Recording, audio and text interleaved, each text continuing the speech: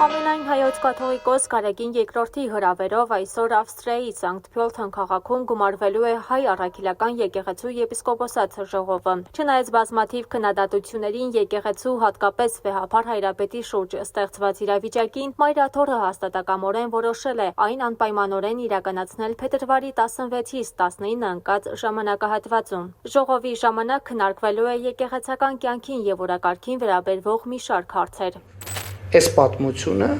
կաթողիկոսությունը Հայաստանից դուրս տանելն է եւ ես դա թույլ չեմ տալու։ Թույլ չեմ տալու։ Եթե դրա համար պետք է լինի լրացուցիչ միջոցներ ձեռնարկվել, կձեռնարկվեն լրացուցիչ միջոցներ։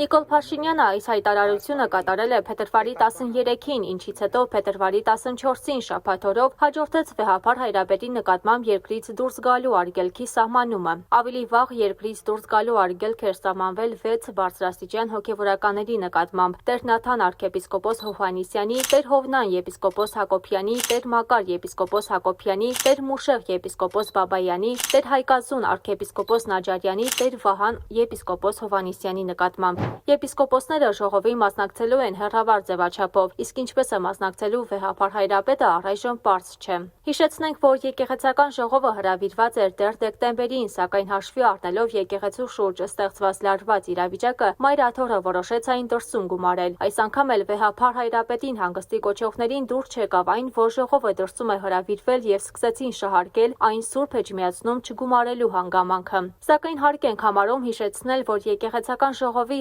Հայաստանից դուրս գումարելը աննախադեպ երևույթ չէ։ Հայ առաքելական եկեղեցին իր պատմության ընթացքում էլի ունեցել է նման դեպքեր, երբ ժողովը դրսում է հրավիրել, ինչպես 1651 թվականին Երուսաղեմում կամ 1956 թվականին Կահիրեում։ Նաև նկատենք այն, որ ժողով գումարելու կարևորությունը ոչ թե վայրն է, այլ այն, թե ում կողմից է հրավիրված ժողովը եւ ովքեր է մասնակցելու ժողովին։